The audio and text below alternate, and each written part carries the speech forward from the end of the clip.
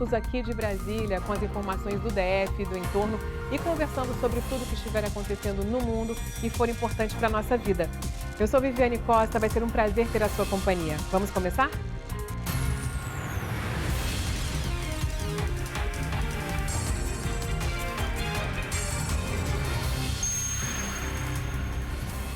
Vamos para o giro dos nossos repórteres que trazem alguns dos destaques dessa edição. Família de bebê de 3 meses precisa de ajuda para conseguir cirurgia que pode salvar a vida da criança. Isaías Godinho. Pois é, Viviane, essa bebê de 3 meses precisa passar por esse procedimento cirúrgico devido a uma obstrução na garganta. A família negocia aí com o hospital a contratação de médicos, acompanhamento médico e também de uma unidade de UTI móvel, mas até o momento não obteve retorno. Já já eu retorno com você com mais informações sobre esse caso.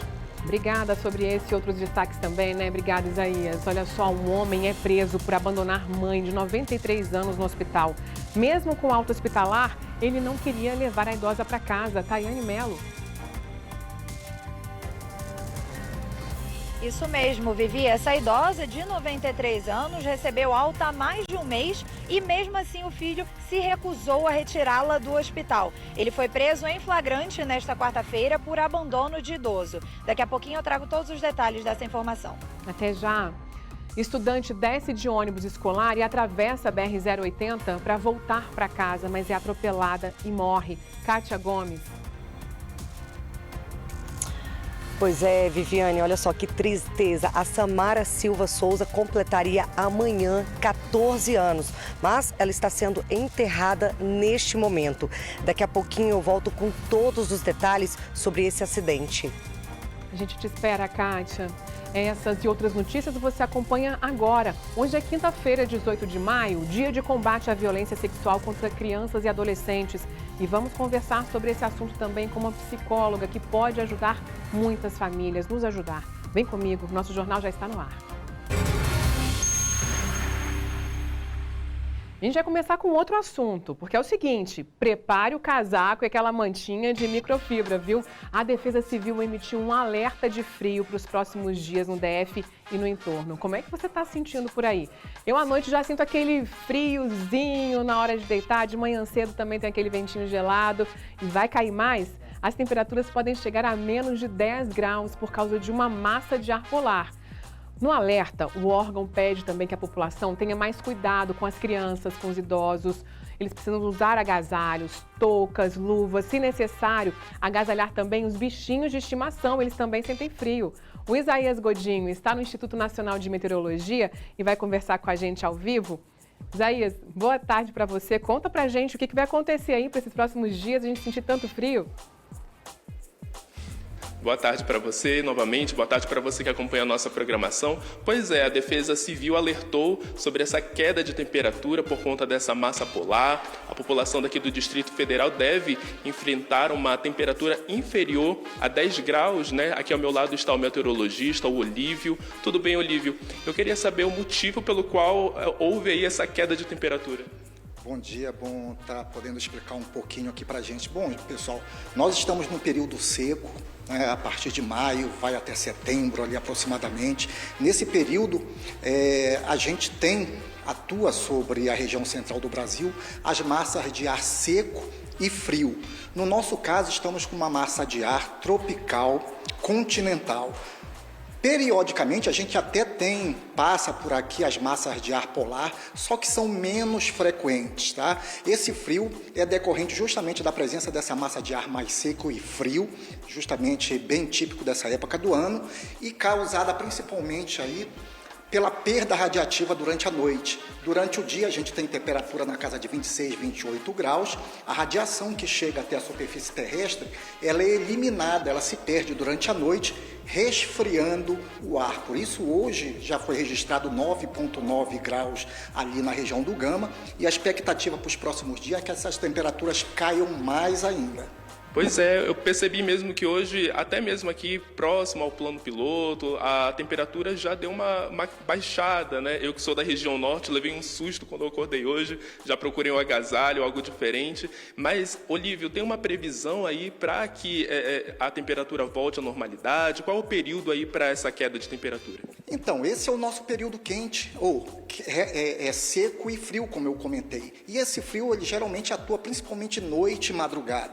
Então, a expectativa é que isso perdure pelo menos aí até setembro, onde a gente tem, claro, que periodicamente, principalmente durante o dia, essas temperaturas possam ficar acima da média aí para o período e alguma situação aí de ar um pouco mais quente. Mas, de forma geral, noites e madrugadas bem frias. Muito obrigado pelas informações, viu, Olívio? E olha só, para você que acompanha a nossa programação, a Defesa Civil deixou várias dicas, né? Inclusive para você aí que também se surpreendeu com essa queda de temperatura, porque é normal, é o período que já inicia, né, o inverno daqui do Distrito Federal, para você se manter agasalhado, né, com luvas, casacos, ter uma atenção especial para crianças e também aos idosos e nunca esquecer jamais de tomar líquido, né, bastante água, né, manter o seu corpo hidratado e também manter a questão da solidariedade. Se você tem um agasalho sobrando na sua residência, um casaco a mais, um cachecol, por que não doar, né, para as pessoas que precisam, né, se manter aquecidas nesse período de frio? E eu queria saber, Olívio, assim também, se você tem alguma dica, né, para dar para a população nesse período. Bom, primeiramente aí o frio, né? Então proteção aí para quem sai, principalmente à noite, se proteger bastante aí em função dos problemas, né, causados aí por esse tempo seco e frio. E o que chama atenção também nesse período é a baixa umidade do ar. A gente já começa a ter umidade abaixo dos 30%, isso começa a trazer problemas de saúde para a população e enfrentamos também o risco elevado de incêndio. Então, recomendação aí para os nossos ouvintes, além de beber bastante líquido, passar protetor solar nesse período, evitar jogar bitucas de cigarro na beira das estradas, evitar limpar o seu terreno utilizando o método de fogo, já que o risco de incêndios florestais nesse período é bastante elevado. Olha, pelo que eu tenho aqui de informações, a temperatura máxima prevista para essa quinta-feira em Brasília é de 28 graus no Gama e Paranoá de 27 graus. E a unidade relativa do ar deve ser de 90% e a mínima de 35%. Me corrija se eu estiver errado. Pode, pontualmente a gente pode até ter valores inferiores a 30%, por isso cuidado. E o longo período sem chuva já vai deixando a vegetação seca. A gente já começa a ver ali no horizonte aquela névoa seca, reflexo justamente da poluição que está no ar. Por isso, os cuidados aí não só com o corpo humano, mas também com o meio ambiente. Muito obrigado mais uma vez pelas informações, pelas dicas importantes que você está dando para os nossos telespectadores. E, assim, eu mesmo já vou me preparar, né, comprar o meu casaco, que eu vim aqui para o Distrito Federal completamente despreparado e investir aí, né, na ingestão de líquido para manter o corpo hidratado nesse período. Viviane, eu volto com você ao estúdio. Isaías, olha, você falou aí, eu fiquei curiosa, né? Você falou que veio do norte. Há quanto tempo você está aqui em Brasília? Viviane, eu estou aqui em Brasília há apenas 3 meses e a situação é que eu ainda estou me estabilizando, aqui ainda estou me adaptando à realidade do clima daqui de Brasília, que é mais seco do que o da região norte, né, que é um clima mais úmido e assim, está sendo tudo uma novidade para mim. Inclusive, hoje mesmo, quando eu sair daqui do jornal, eu vou direto numa loja comprar o meu casaco, comprar o meu cachecol para estar preparado aí para esse clima de frio. É isso, olha, a gente já começa a te dar uma dica, viu? Realmente, você acabou de chegar, então, e está pegando essa experiência do início do frio e da seca aqui em Brasília, né? Até um alerta que foi importante aí que ele falou, não só sobre o frio, mas a gente está nesse início de estiagem que vai ali até setembro, mais ou menos, e o perigo também com as queimadas. Agora, em relação ao frio, se eu posso te dar uma dica, pega realmente esse casaquinho, mas tenha sempre uma blusa mais leve por baixo, porque o pessoal aqui sabe, né? À noite, de manhã cedo, é esse friozinho, mas ao longo do dia, ali meio-dia, já começa a ficar um calor. Então você tem que estar preparado por essas duas temperaturas. Brasília é assim. E a gente está muito feliz de ter você aqui com a gente, viu? Obrigada pelas informações. Olha, a Polícia Civil procura um homem acusado de tentar matar a companheira a facadas no Riacho Fundo 2. Além da tentativa de feminicídio, Gabriel Rodrigues da Cruz, conhecido como Pivete, também teria trocado tiros com a polícia no meio da rua durante a fuga. Repórter Tayane Mello tem os detalhes desse caso pra gente. Tayane, boa tarde para você. Inclusive, essas imagens do tiroteio viralizaram, né, nas redes sociais. Isso mesmo, Vivi. As imagens viralizaram, a troca de tiros assustou os moradores da região. A troca de tiros foi muito intensa. Bom dia a você, bom dia a todos. Esse suspeito é Gabriel Rodrigues da Cruz, né, mais conhecido como Pivete, de 23 anos, que está sendo acusado da tentativa de feminicídio contra a própria esposa. A polícia recebeu ainda informações de que ele tem supostas ligações com uma facção criminosa e de que ele está acostumado, né, a portar arma de fogo. Na última segunda-feira, a Polícia Civil foi até o Riacho Fundo 2 para tentar localizar o suspeito, mas chegando lá ele acabou reagindo e houve uma intensa troca de tiros, Vivi, com os policiais que estavam à paisana. A gente tem imagens de câmeras de segurança que registraram toda essa ação da polícia e uma delas é possível ver, né, que dois policiais à paisana descem de um veículo e começam a correr atrás do suspeito, né, tentando alcançá-lo. Mas quando ele se dá conta de que se trata, né, da polícia, né, correndo atrás dele, ele acaba fugindo e trocando tiros com a polícia. Ele conseguiu fugir, Vivi, mas a polícia está tentando localizá-lo. Um mandado de prisão foi expedido pela Vara de Violência Doméstica do Riacho Fundo e a polícia pede a colaboração de todos que puderem divulgar as imagens, né, para poder tentar localizá-lo. A polícia reforça que ele representa perigo para a sociedade por portar arma de fogo, né, sem autorização e para gente lembrar que quem tiver informações, que tiver qualquer informação sobre esse criminoso, é só ligar para o Disque Denúncia, número 197. As denúncias podem ser feitas anonimamente ou então fazer contato diretamente com a Polícia Civil, que também recebe as denúncias por telefone. Então a polícia pede a colaboração aí de todos para tentar encontrar esse criminoso, né, Vivi? A gente reforça também que as mulheres que estiverem nos assistindo, que estiverem passando por esse tipo de problema em casa, né, que estiverem com ameaça à própria vida em casa, também ligue, também denuncie, né, para que esse tipo de coisa não aconteça mais. Volto com você. Obrigada pelas informações, viu, Tayane? E olha, o Ministério Público instaurou um procedimento interno para apurar o suposto uso indevido de viaturas da Polícia Civil pelo diretor do Instituto de Criminalística. Nós denunciamos com exclusividade ontem aqui no SBT Brasília.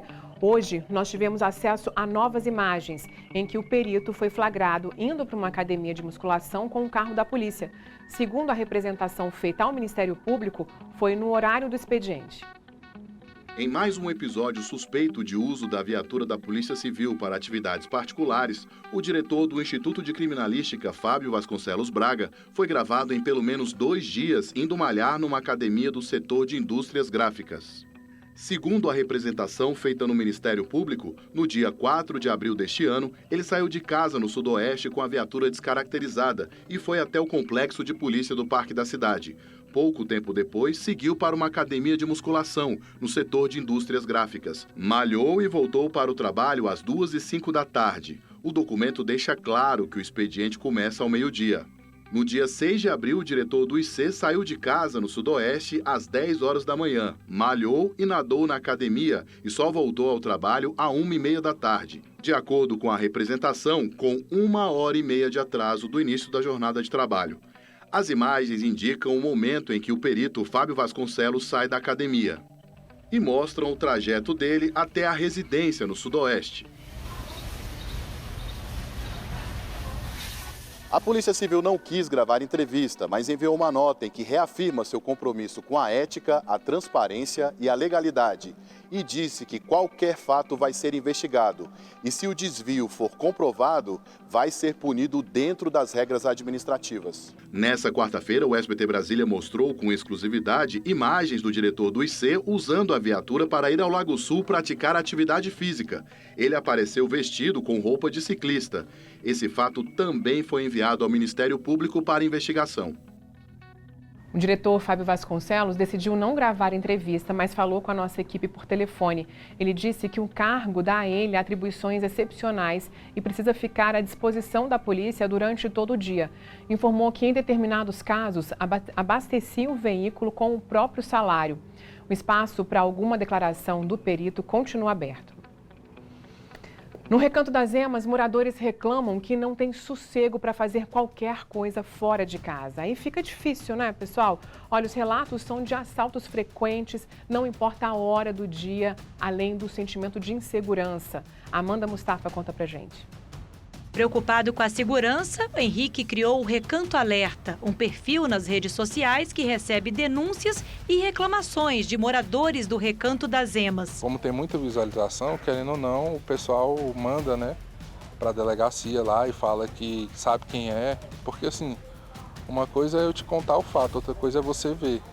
Segundo dados da Secretaria de Segurança Pública, de janeiro a abril deste ano, foram registrados 256 roubos aqui no Recanto das Emas, 82 só no mês de abril, uma média de 3 vítimas por dia.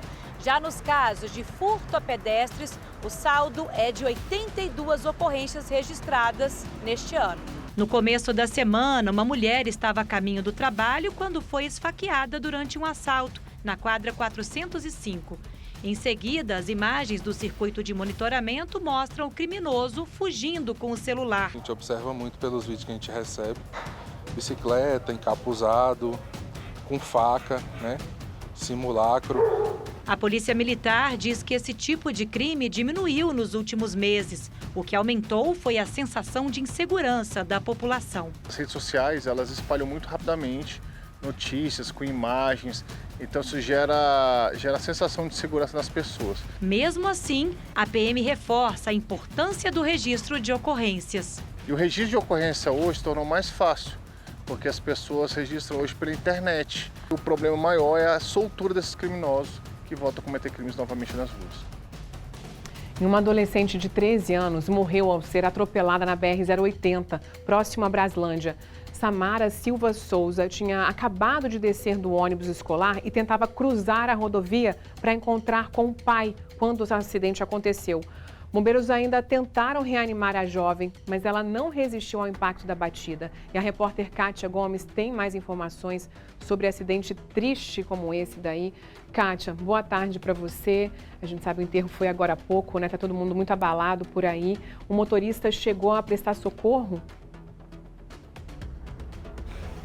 Oi, Viviane. Sim, o enterro encerrou agora, nesse minuto. Eu estou aqui com a família, com amigos e todo mundo, né, está aqui justamente para pedir providências em relação à BR-080, porque a Samara, ela tinha acabado de descer do ônibus escolar, ela tentava atravessar a pista quando ela foi atingida por um carro. Então, se ali tivesse talvez um quebra-mola, um pardal, alguma sinalização ali que fizesse reduzir a velocidade, talvez isso poderia ter sido evitado. Inclusive, o pai da Samara estava aguardando ela do outro lado da pista e viu quando a filha foi atingida por esse carro, né? O motorista, ele parou, prestou socorro, ele inclusive fez o teste do bafômetro que não apontou ingestão de bebida alcoólica. Eu vou conversar agora com a Micheline Barros, que é a irmã da Samara, está aqui ao meu lado, todo mundo muito abalado. A Micheline está muito abalada também, né? Mas você está aqui, reuniu forças justamente para pedir providências, não é isso? Sim, o pessoal do ônibus tinha que ter atravessado a minha irmã. Eles não atravessaram ela. Eles deixaram ela lá sozinha. O cara disse que estava 70 km por hora, não tem lógica, não tem. Ele arremessou a minha irmã, foi longe. Do jeito que ele bateu na minha irmã morreu na hora. Mesmo que ele prestou socorro. Ele não destruiu uma vida não, ele destruiu milhares. Todo mundo que está aqui, não vai seguir a vida em frente sem ela não. O que ele fez eu nunca vou perdoar. O seu pai, ele estava ali aguardando ela atravessar a pista e ele viu tudo. Viu, ele pegou ela no colo. O outro carro vinha atrás e ia passar por ela, em cima dela de novo. E ele puxou ela, o carro quase bateu nele quando estava puxando. E você tinha me falado que ela estava ali praticamente já no acostamento. Já. Lá tem a marca do carro, que foi perto do acostamento. bateu na coluna do carro. Do jeito que bateu, ele arremessou ela. O tênis voou longe, ele não estava 70 km por hora, não. Ele não estava, ele tem filha, ele sabe a dor que é. Ele sabe a dor que é um irmão perder uma irmã, sabe a dor de um pai, de uma mãe. Ele sabe. Deus vai tomar providência na vida dele. Só espero que a justiça faça o que é certo. Ali é normal os motoristas andarem em alta velocidade? É normal. Fazer, ultrapassar pelo acostamento, fazer o que eles fazem o que eles querem. A pista ali é deles, não é do pedestre não, que quer atravessar, que quer fazer qualquer coisa. Eles fazem o que eles querem. Se matar alguém, não tem justiça. A justiça não vai atrás, não faz o que ele quer. E era comum ela fazer esse trajeto todos os dias. Ela pegava esse escolar, onde ela estudava? No Increscete, 2 ruas atrás da minha casa. Na escola ruralzinha que Na escola rural que tem. Mas ela ia de ônibus até a sua casa? Ia. Meu pai ia deixar ela todo dia. A empresa que presta serviço, o que a monitora deveria ter feito era pegar, atravessar. Ali é uma BR, minha irmã é de menor. Era ter atravessado a minha irmã e ter entregado na mão do meu pai. Como é que ela põe um de menor para atravessar uma BR? Ali é uma BR, não tem lógica o que ela fez. E não tem redução de velocidade, não tem passarela. Não tem nada disso. O que a gente faz é só correr quando a gente quer atravessar para um lado e para o outro. Hoje, inclusive, vocês estão marcando de fazer um protesto lá na BR? Sim. Gente, quem puder ir a partir das 6 horas, a gente vai fazer um protesto pedindo providência, porque a morte da minha irmã não vai ser em vão. O que eles fizeram com ela não vai ser em vão, então quem puder ir ajudar, a gente ficaria muito grato. Já agradece todas as ajudas que puder. A gente está vendo aqui a foto da Samara. Ela tinha 13 anos, ia completar 14 amanhã. Amanhã. Já tinha encomendado até o bolo dela. Ela estava feliz? Tava linda. Muito feliz. Ela viveu a vida dela. Ela era, amada por todo mundo. Eu estou vendo aqui, são as amigas da Samara, né? Na igreja o pastor chamava ela de mercenário, porque ela chamava os amiguinhos da escola, todo mundo para ir para a igreja, para ir buscar Jesus. Você é o irmão dela, não é? Eu sou o irmão mais velho dela. É muito difícil, é um momento muito difícil. Vocês são amigas da Samara, vocês estudavam com ela? Eu estudava, eu era da mesma sala que ela. Como que era ela como aluna? Ela era muito divertida, a mais legal da sala. É um momento muito triste, né, Vivi? Eles acabaram de enterrar a Samara, como a gente falou agora. Amanhã seria o aniversário dela, ela já ia comemorar, já estava tudo previsto, já tinha inclusive um bolo comprado para ela.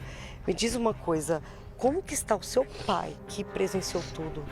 O pai está traumatizado, ele fica se tremendo, não fala com ninguém, não quer comer, não quer fazer nada. Era a única filha dele, porque eu e o Lucas, nós somos filhos de pai diferente. Então era a única filha dele, entendeu? Não tem mais vida. Esse cara, ele destruiu a vida da minha família. Não tem mais vida. Não tem como viver sem ela, não. E ele tinha toda essa preocupação, porque ele ia buscar ela ali na pista, né, na parada de ônibus. Ano passado eu já havia reclamado com o motorista do ônibus e a cobradora, que se meu pai não tivesse ali para pegar, não era para liberar ela, que podia levar para a escola, que eu ia buscar, porque eu morava lá perto da escola. E simplesmente, terça-feira, eles soltaram Nessa ela. BR não teve só esse acidente, já teve vários. Essa BR é um perigo. Já morreu mesmo de gente lá. Muita gente. Na verdade, a ônibus escolar ali não tem que deixar aluno ali 6 horas. Deixa eu falar aqui com você, desculpa, você é quem? Eu sou tio da Você é tio dela? Qual que é o seu nome? Raimundo. Raimundo, pode falar, Raimundo. Ali, na verdade, 6 horas da tarde, ônibus escolar não pode deixar aluno ali. O horário é 5 horas da tarde. 6 horas. É escuro? 6 horas da tarde ali, o pico é muito grande. O trânsito é grande. O trânsito é muito grande ali. Então, uma criança de 13 anos. Só lamento meu irmão perder a minha sobrinha, a única filha que tem, né? Acabou com a vida da família. O pai tá aqui? O pai não quer falar. O pai tá muito abalado, não consegue falar.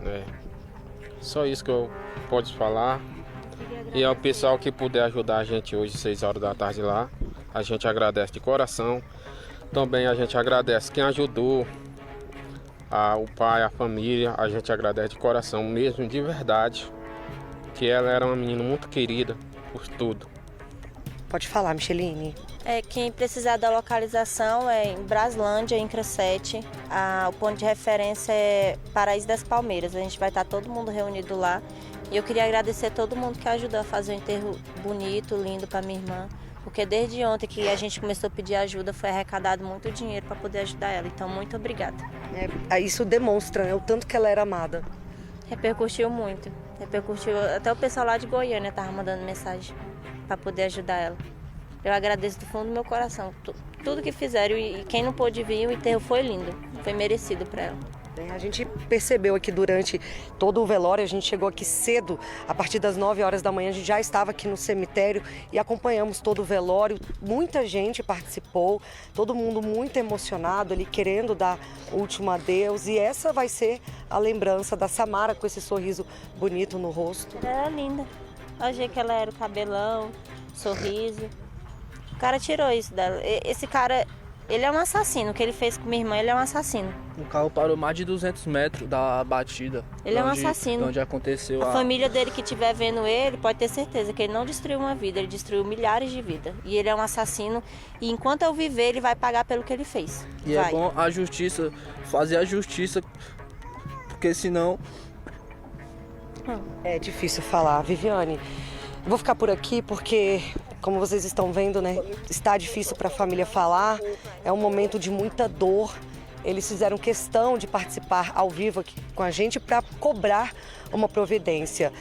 Segundo o motorista que causou esse acidente, ele estava abaixo da velocidade da via, mas só a perícia da polícia vai apontar se realmente ele estava na velocidade da via ou não. Foi feita uma perícia lá no local e essa perícia deve sair, o resultado deve sair em 30 dias. Então, por enquanto, o que a gente sabe é que ele não ingeriu bebida alcoólica, ele não estava bêbado, mas agora vai seguir essa investigação para saber se de fato ele estava ou não correndo. E, claro, a polícia também vai investigar essa responsabilidade da empresa de ônibus, né? Se eles têm o costume de deixar ali a criança de um lado da pista, atravessando sozinha para o outro lado, né? Porque isso também precisa ser apurado, já que era uma criança, uma menina de apenas 13 anos ali, sob a responsabilidade de um transporte escolar que, segundo a família, né, não teve o cuidado de ajudar a Samara a atravessar a pista. Eu volto com você. Obrigada, Kátia. Fica aqui também nossos sentimentos a toda a família, aos amigos. E importante essa manifestação que eles vão fazer mais tarde também, até para chamar a atenção sobre algumas medidas que podem ser tomadas ali de segurança nesse local, na via ou um outro lugar também onde as crianças podem ser deixadas depois da escola, né? Obrigada, viu? E a Polícia Federal realizou a segunda fase da operação que investiga o tráfico internacional de drogas através do envio de bagagens com etiquetas trocadas em aeroportos. Foram 2 mandados de prisão e 6 de busca e apreensão. Mais um funcionário terceirizado do Aeroporto Internacional de São Paulo, em Guarulhos, foi preso. A operação da Polícia Federal prendeu mais um suspeito no esquema de troca de etiquetas de malas no Aeroporto Internacional de São Paulo, em Guarulhos. O homem trabalhava em uma das empresas que prestam serviços no aeroporto. Eu não soube explicar os diálogos já identificados dele nos outros telefones celulares. Ele nega o crime, mas não sabe explicar o que contém nos autos. Um segundo suspeito ainda é procurado. Também foram cumpridos 8 mandados de busca e apreensão por agentes da Superintendência da PF de Goiás, responsável pela investigação. Como eles utilizam o telefone celular como instrumento do crime, nós estamos tentando agora apreender esses telefones para tentar identificar outros integrantes do crime e conseguir obter mais provas para a justiça apurar os fatos. O esquema criminoso foi revelado depois que 2 brasileiras tiveram as etiquetas das malas trocadas e foram acusadas de transportar cocaína em uma viagem para a Alemanha. Cátina Bahia, de 44 anos, e Giane Paulini, de 40, ficaram presas em Frankfurt por mais de 1 mês, até conseguirem provar que as malas com a droga não eram delas. Em uma outra operação no mês passado, a PF prendeu outras 6 pessoas que trabalhavam em empresas terceirizadas no aeroporto e foram responsáveis pela troca das etiquetas das bagagens de Kátina e Giane. Todos os presos até agora são funcionários de empresas terceirizadas que recebem baixos salários e acabam seduzidos por traficantes de drogas. O dono da cocaína ainda não foi identificado pela Polícia Federal. A ação de cada integrante tem um valor, a investigação apura isso. Dependendo do que aquela integrante atuou naquela ação, ele recebe um determinado valor. E pode variar de 10 a 50, 70 mil reais. Os policiais já sabem que a droga fica escondida em uma comunidade vizinha ao aeroporto. Mulheres se passam por passageiras e levam a droga para dentro do terminal. Funcionários de companhias aéreas participam do esquema, recebem as malas que não passam pelo raio-x. Para coibir este tipo de golpe, a Receita Federal publicou uma norma que proíbe o uso de celular e de qualquer equipamento com captação de imagens em áreas de acesso restrito do aeroporto em Guarulhos. A regra passa a valer a partir do dia 1º de junho. E a Promotoria Militar do Ministério Público do DF pediu a investigação preliminar de 4 casos de violência policial registrados no início deste mês. O pedido foi enviado à Corregedoria da PM nesta semana e pede que sejam apurados elementos que justifiquem a instauração de inquérito policial militar. A corporação tem até 10 dias para enviar as informações para o Ministério Público. Em uma dessas ocorrências, policiais militares teriam usado spray de pimenta contra moradores do setor O, em Ceilândia, isso durante uma festa. Em outro caso, policiais também teriam usado spray contra um homem que registrou uma abordagem policial no Núcleo Bandeirante e se recusou a apagar a filmagem. A gente falou sobre esses 2 casos aqui, né? E a cada 32 horas, uma pessoa LGBTQI a mais foi assassinada no Brasil em 2022. Foram 273 mortes violentas no ano todo. As sequelas não são aparentes, mas elas existem. Este é o momento em que Roger foi espancado na saída de uma casa noturna no ABC Paulista. Tanta violência. E sabe por quê? Pelo simples fato de eu ser gay. Eles chutaram, minha cabeça batia na guia, voltava, batia e quebraram a parte direita. E fiquei com a cabeça aberta, sem o osso, durante 3 anos, esperando a cirurgia. 3 pessoas foram condenadas pela tentativa de homicídio. Este tipo de violência acontece com muito mais frequência do que se imagina. Em 2022, a cada 32 horas, um LGBTQIA+ foi assassinado. Os principais alvos foram travestis, mulheres trans e gays, com idades entre 20 e 39 anos. O maior número de casos foi no Ceará, seguido por São Paulo e Pernambuco. O Brasil é o país que mais mata pessoas LGBTQIA+ em todo o mundo. Ao longo do ano passado, foram 273 mortes. Agora, em 2023, até abril, já são 80. Neste Dia Internacional contra a LGBTfobia, a luta é por sobrevivência, um direito que o Roger quase perdeu. Quando você saiu do hospital, o que o médico falou para você? Ele falou para minha mãe que era um milagre de eu estar de pé. Nem sempre o fim da história é a morte da vítima, mas toda discriminação que se manifesta antes disso também é crime. O preconceito por gênero se enquadra na lei do racismo. Logo, praticar, induzir ou incitar o preconceito prevê pena de reclusão de 1 a 3 anos. No caso de homicídio, por exemplo, a condição da vítima agrava a pena do criminoso. A pena 12 anos. Se é um crime praticado por homofobia contra uma pessoa trans, que é o crime de ódio, um homossexual, a pena pode ser levada até 2/3 a 1/6 a pena. Os tribunais têm que dar essa resposta. O dossiê de mortes e violência contra LGBTI+, no Brasil, lançado nesta quarta-feira, mostra que o combate à violência de gênero precisa começar nas escolas. Não se trata de converter crianças ou outras pessoas, o que seja, a serem LGBT. É simplesmente um espaço para ensinar o respeito, para dialogar sobre diversidade e para mostrar que existem diversas formas de amar e de existir no mundo. E nós, LGBT, queremos viver a nosso modo. e é um direito. É isso, e precisam ser respeitados, né? Olha, um homem caiu em uma vala de 4 metros no estacionamento do parque da cidade depois que saiu de um festival que estava sendo realizado lá mesmo. E o pior é que isso aconteceu depois que a esposa dele teve o celular furtado. A vítima ensanguentada é socorrida e colocada em uma maca. O empresário Sérgio Amaral caiu de uma altura de aproximadamente 4 metros nesse espaço que fica próximo ao estacionamento do Parque da Cidade. O homem, ainda debilitado, conversou com a nossa equipe e disse que no evento a esposa dele teve o celular furtado. Ele foi atrás dos suspeitos e acabou escorregando e caiu. No início que a gente vinha andando para cá para frente, rastreando o celular, faltou luz. Minha esposa vinha atrás de mim, eu vinha na frente. E quando ela viu, eu já estava ali embaixo. Com os 2 braços enfaixados, a vítima, que vende alimentos, não consegue trabalhar e quer uma indenização. O meu negócio gira em torno de mim. Mas, graças a Deus, eu estou aqui e vamos ver o que vai acontecer mais aí na frente.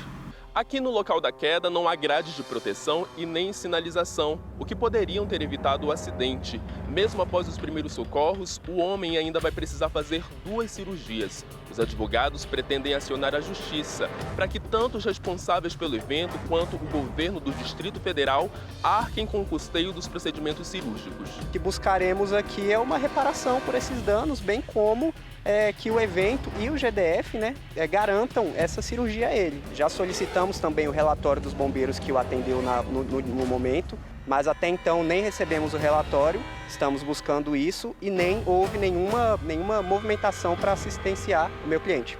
A organização do Fan Festival afirmou que se solidariza com a vítima e acionou a administração do parque para colocar as sinalizações, porque se trata de uma área pública e não do evento.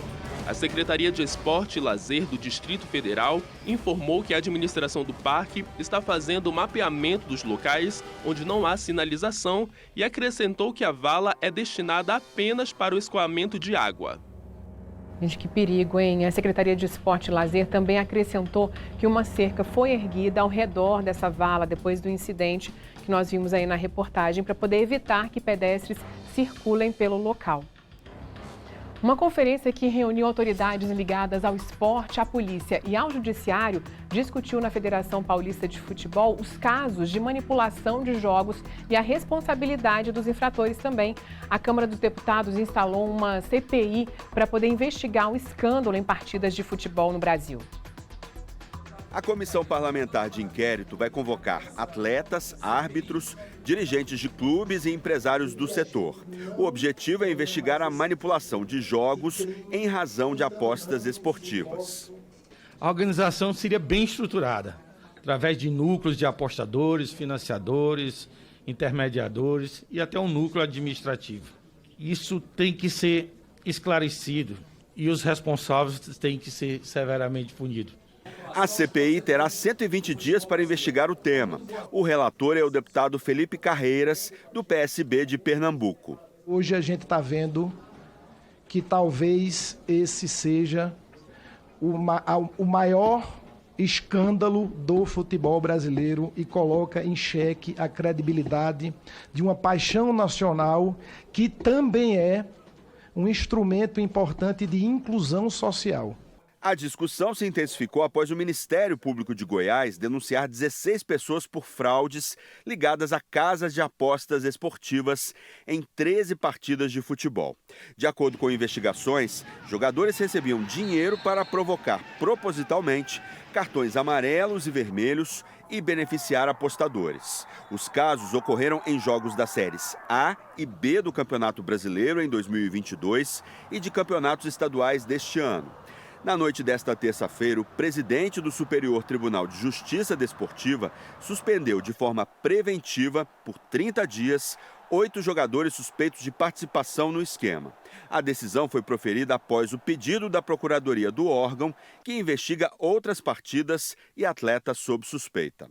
As investigações continuam, nós estamos analisando outros jogos também, que por enquanto está sob sigilo, e o que eu posso dizer é que por enquanto os envolvidos são os atletas. Não há clube envolvido e não há árbitros de futebol envolvido. Aqui em São Paulo, a Federação Paulista de Futebol discutiu o escândalo das apostas e a responsabilidade dos infratores num simpósio com dirigentes e autoridades da área desportiva. A intenção é tomar medidas cíveis e criminais para manter a credibilidade dos campeonatos nacionais e estaduais. Receberam informações de atletas menores de idade que falavam com uma naturalidade absurda: não, mas a gente aposta na gente mesmo.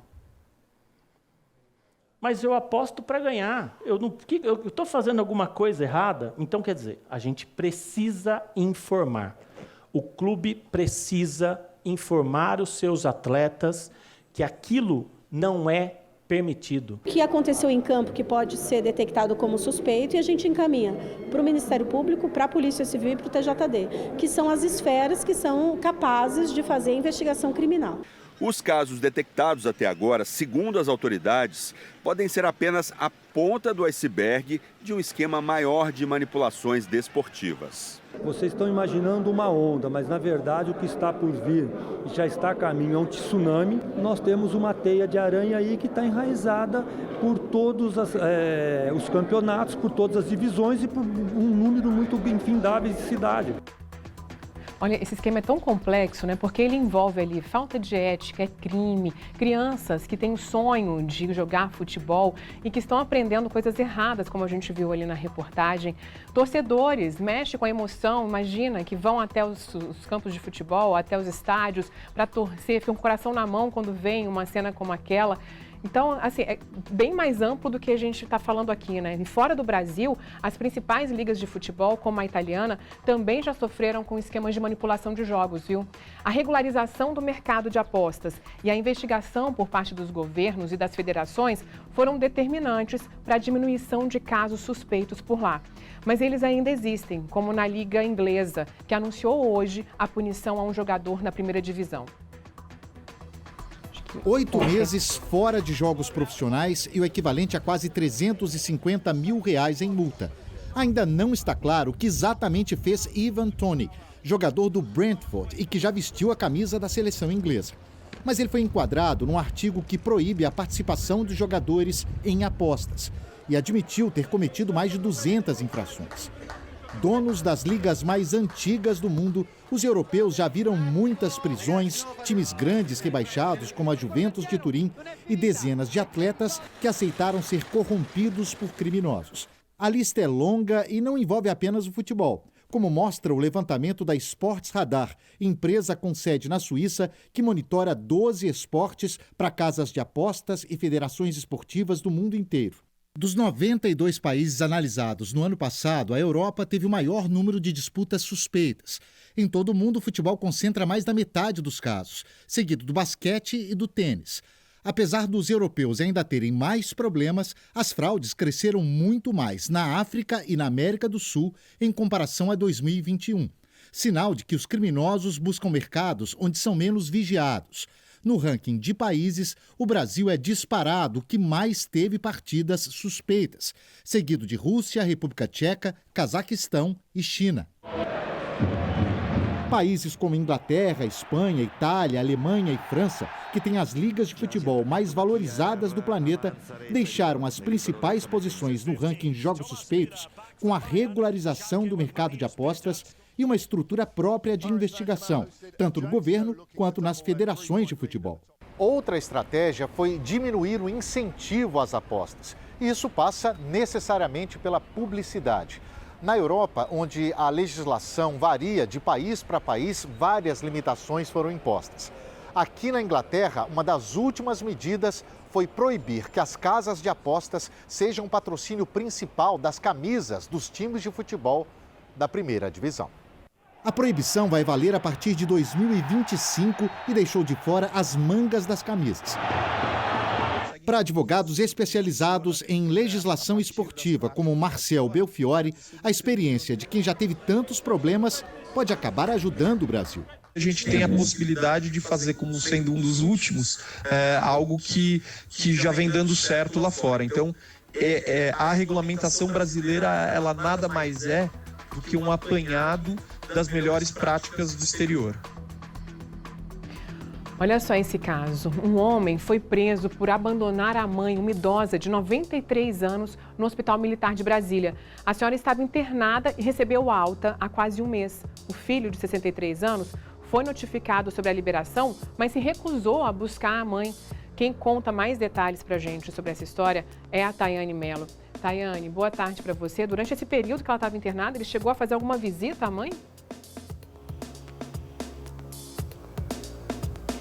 Ele chegou sim, Vivi. Ele fez algumas visitas, mas por diversas vezes acabou deixando a idosa, né, de 63 anos, a própria mãe, sozinha no hospital, mesmo tendo sido orientado, né, que ela precisava de um acompanhante. Ela chegou a ficar, né, já recebeu alta por mais de 30 dias e mesmo assim o homem, né, o filho, não foi retirá-la do hospital para levá-la para casa.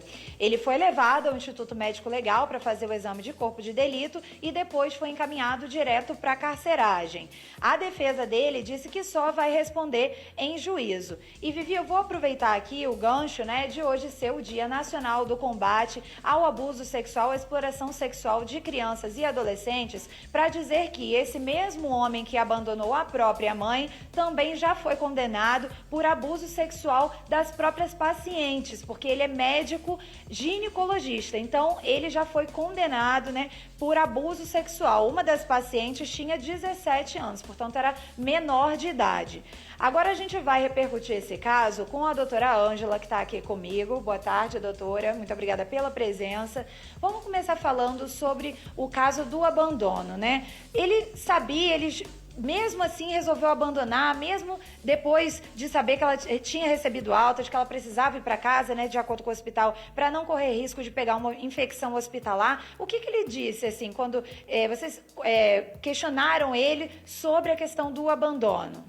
Sim, ele tinha plena consciência de que ela já tinha recebido alta do hospital e, inclusive, ela pegou uma infecção depois da alta, né, por ela estar lá naquele ambiente, uma senhora de 93 anos.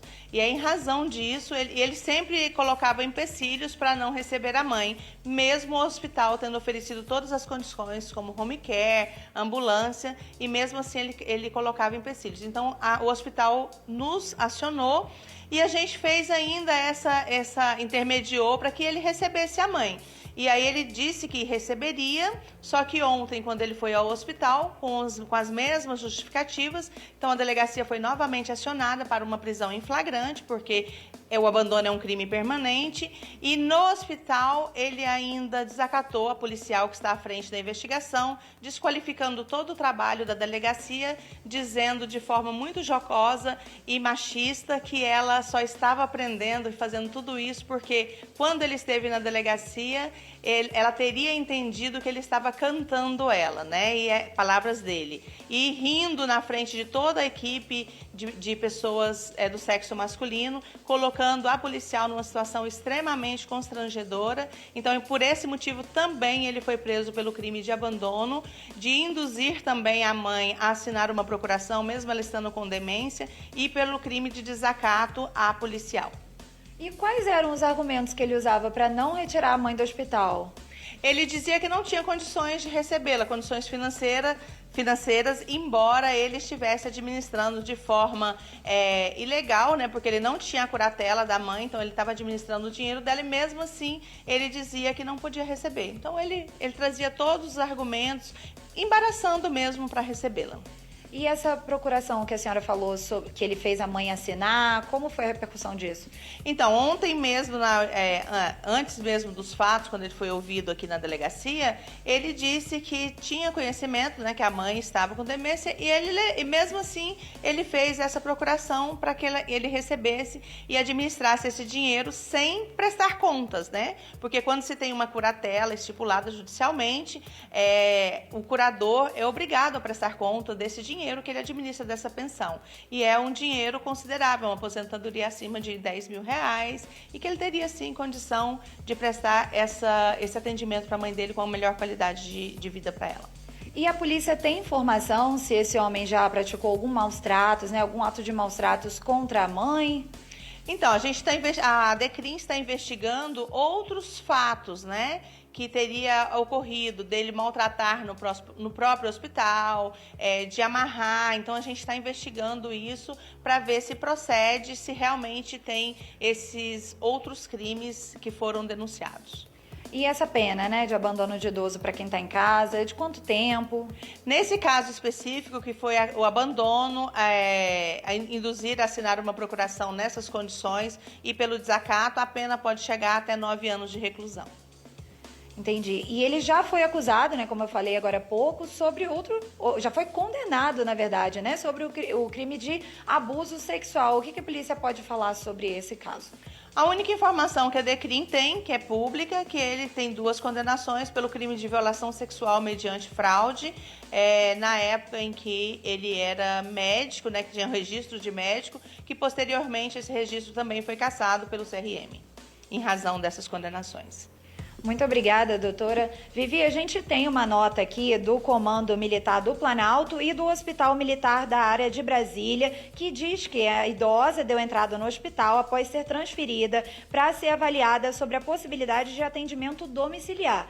A paciente está internada desde o dia 4 de abril e que durante todo o período de internação, por inúmeras vezes, o acusado, filho da paciente, se ausentou do acompanhamento sem deixar outro responsável, mesmo tendo sido alertado e orientado sobre a necessidade da idosa ter um acompanhante. Ainda de acordo com a nota, no dia 28 de abril, a paciente recebeu alta no intuito de preservá-la de um possível novo quadro infeccioso hospitalar e o filho foi avisado. A gente acabou de ouvir a delegada falando, né, que a paciente acabou contraindo uma infecção justamente porque não foi levada para casa pelo próprio filho. Além dessa nota, a gente recebeu a nota também do Conselho Regional de Medicina aqui do DF, que tornou pública a aplicação da penalidade de cassação do exercício profissional desse homem, né? Então é isso, Vivi, a gente tem aí, a polícia vai investigar, vai aplicar as penalidades, né, que tem que ser aplicadas a esse homem que abandonou a própria mãe, veja bem, de 93 anos, Vivi. Eu volto com você. Mas é que tristeza ver, né, um filho tratando a mãe dessa forma, e a gente sabe que realmente, quando a pessoa está internada, no hospital mesmo, né, os médicos tentam liberar o quanto antes para evitar uma infecção hospitalar, algo nesse sentido. E agora ver a mãe passando por uma situação ainda mais delicada porque foi deixada lá, sendo que já poderia estar se recuperando em casa. Obrigada, viu? E uma bebê de apenas 3 meses vive no hospital materno-infantil desde o dia que nasceu. A pequena Rafaela tem uma obstrução na garganta, precisa passar por uma cirurgia que só pode ser feita no hospital de base. E o problema maior é que a família não consegue uma UTI móvel para fazer a transferência da criança. O repórter Isaías Godinho tem mais informações sobre essa história. Isaías, boa tarde para você mais uma vez. Explica para a gente, né, como é que está a saúde da Rafaela. Pois é, Viviane, é o caso dessa pequena criança de 3 meses, a Rafaela, que, como você mencionou, ela está internada aqui no hospital, né, materno-infantil de Brasília, desde que ela nasceu, há 3 meses. E assim, ela nasceu com várias comorbidades. Ela é uma bebê prematura, nasceu aos 7 meses, né, ela tem síndrome de Down, então ela tem um cuidado todo especial. E recentemente ela foi diagnosticada com uma obstrução na região da garganta, um excesso de pele, de acordo com a mãe dela, aqui, a Márcia Vieira, ela vai contar mais detalhes sobre esse assunto. Então ela foi diagnosticada com essa obstrução e precisa passar por essa cirurgia de urgência, que estava agendada para essa segunda-feira, mas até o momento não tinha uma previsão, é isso, Márcia? Isso, é isso mesmo, não tinha previsão. Aí eles falaram para mim que na terça-feira ia sair e nada, na quarta-feira eu aqui dormindo no hospital esperando nada. Até hoje eles me deram uma resposta, só que não teve nenhum êxito, né? Aí hoje o que eu fiz? Eu fui na Defensoria Pública, quando eu estava lá no local, eles me entraram em contato comigo falando que tinha saído a cirurgia da minha filha para quarta-feira no hospital de base. Ela vai ser transferida na terça-feira para fazer esse procedimento cirúrgico. Porque no caso antes, para eles, não tinha UTI para ela fazer o procedimento, tinham os responsáveis, no caso, para fazer as cirurgias, né? Os profissionais, só que também não tinha ambulância para ela sair do local. Então como é que a minha filha ia sair daqui em segurança? Nenhuma. Aí o que a mãe faz? Fica desesperada, porque a gente fica com as mãos e os pés amarrados, igual o povo fala, né? Porque não sabe o que fazer, em que situação ficar, né? Aí por isso que eu entrei em contato com vocês para ver o que esse governo faz. O Ibanez falou que ia melhorar a nossa saúde pública, então é calamidade. No caso não é Ibanez não, é Iganês, está enganando é o povo. Viviane, e você também, telespectador que acompanha a nossa programação, para que você entenda, é uma situação bastante delicada, porque se trata aí de uma obstrução na garganta. Isso pode interferir, inclusive, nas vias respiratórias. A gente não consegue ficar 1 minuto com o ar preso, sem respirar. Imagine uma bebê de 3 meses com tantas complicações. E a reivindicação da mãe é que ela seja transportada por uma UTI móvel, que ela mantenha todos os cuidados, seja transportada para esse hospital de base para realizar esse procedimento cirúrgico em segurança. É isso mesmo? É isso mesmo, porque antes eles falaram para mim que não tinha a UTI. Quando eu estava na Defensoria Pública hoje, me falaram que tinha todos os cuidados necessários para minha filha sair daqui com segurança. E eu espero que isso aconteça. Porque se não acontecer, eu vou em cima deles de novo. É um direito que a gente tem, a gente não pode ficar calado, gente. Vai atrás dos seus direitos, seus filhos estão em UTI, vai atrás, corre. Porque se você não for, ninguém vai fazer por vocês não. Não vão. E é isso, a nossa produção entrou em contato com a Secretaria de Saúde daqui do Distrito Federal e por meio de nota eles falaram que a criança de fato nasceu prematura com algumas comorbidades e que uma notícia boa, a cirurgia está prevista para acontecer na próxima semana. De acordo com a nota aqui emitida pela Secretaria, a criança vai ser transferida pelo Serviço de Atendimento Móvel de Urgência aí especializado e a expectativa então, até mesmo pelo que você havia me dito mais cedo, é que tem essa previsão mesmo de que aconteça na próxima segunda-feira, né? Isso, no caso ela vai fazer a transferência na terça-feira para quarta-feira fazer o procedimento no hospital de base. Aí a médica falou que vai ter a UTI, no caso ela vai para a UTI pediatria, né? No caso que ela já tem 3 meses, e eu espero que isso aconteça realmente, né? Que eu não vou ser enganada novamente. A gente segue então, Márcia, muito obrigado pelas informações. A gente segue acompanhando toda essa situação, porque é uma situação bastante delicada. É uma criança de 3 meses de idade. A gente costuma dizer, né, que ela nasceu com síndrome de Down, que é com o cromossomo do amor. É uma criança muito especial. Você também comentou comigo que nada acontece por acaso, né?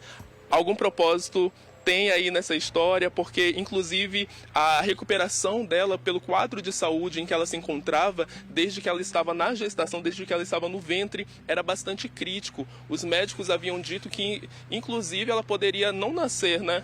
Não, os médicos falaram para mim que a minha filha poderia entrar em óbito a qualquer momento. E eu sempre pedindo para Deus para me dar força, porque se fosse para minha filha ficar vegetando em cima de uma cama, que eu só levasse ela. E Deus me mostrando totalmente diferente, porque ela veio para fazer a diferença.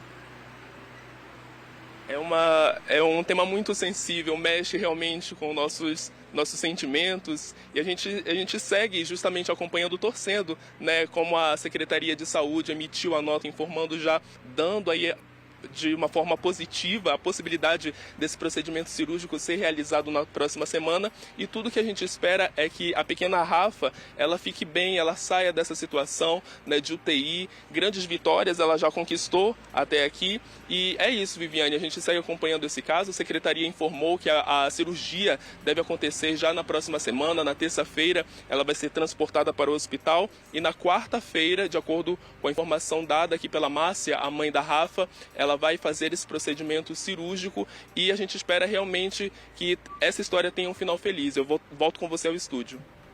É isso mesmo que você falou, né, Zé? A gente continua acompanhando e torcendo para que essa cirurgia realmente aconteça já na semana que vem, porque a gente viu aí a Márcia, né, se emocionando, é porque realmente cada minuto parece uma eternidade para a mãe que fica esperando por um procedimento como esse, né, louca para poder estar em casa com a filha. Obrigada pelas informações. Olha, o ex-procurador Deltan Dallagnol vai recorrer ao Supremo Tribunal Federal para tentar recuperar o mandato de deputado federal cassado pelo TSE. Na tarde dessa quarta-feira, Deltan fez um desabafo. Acompanhado por dezenas de parlamentares, Deltan Dallagnol foi ovacionado no Salão Verde. O deputado federal cassado afirmou que a decisão do Tribunal Superior Eleitoral foi motivada por vingança. Inventaram uma inelegibilidade imaginária para me cassar. Hoje, o sistema de corrupção, os corruptos e os seus amigos estão em festa. Gilmar Mendes está em festa. Aécio Neves está em festa. Eduardo Cunha está em festa. Beto Richa está em festa. A verdade é uma só. Eu perdi o meu mandato porque eu combati a corrupção. E hoje é um dia de festa para os corruptos e é um dia de festa para Lula.